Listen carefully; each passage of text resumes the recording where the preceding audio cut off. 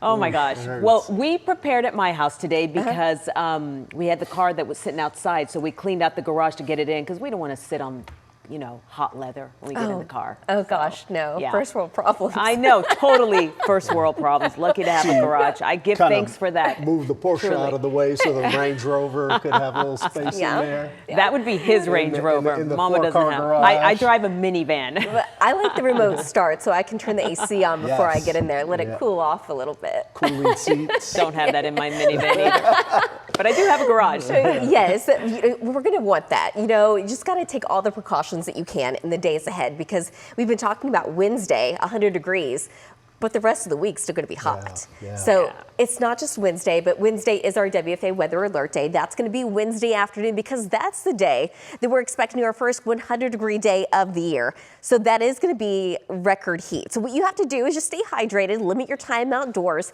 check on the elderly, and don't leave your pets outside for a long extended period of time. Today, it's been great. Our high today was 83, the normal is 82, so very seasonal. The record, though, being 98 degrees. We're well below that for now, but that's not going to be the case the rest of the week. The pollen count, it's been a little on the high side. The oak and grass pollen, that's been in the high category, but the Osage orange also in that moderate category. In the meantime, pretty nice outside. That's our DFW airport camera. Temperatures in the low 80s. We're at 82 degrees right now in Sherman, 83 in Fort Worth, 81 degrees right now in Canton. Satellite and radar really not showing a whole lot. We've had a few clouds here and there, but overall more sunshine than clouds. 65 degrees overnight tonight in McKinney. We're going to stay mostly clear and it's going to stay mild. 65 in Decatur, 64 in Fort Worth, 67 tomorrow morning in Corsicana.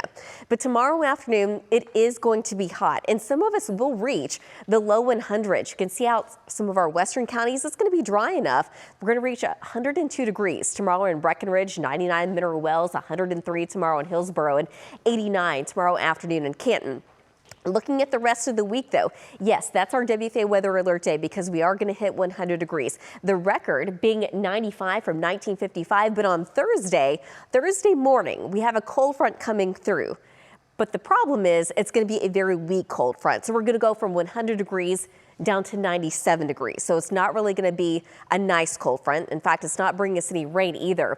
The record that day is 97. So I think we tie the record that day. On Friday, the record's 94. But I'm forecasting a high of 98 degrees and we're staying in the 90s throughout the weekend.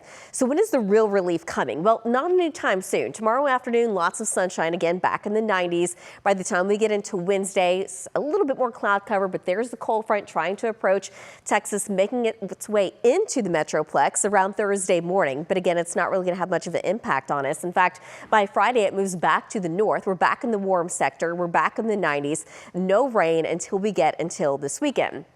So for tonight, mostly clear.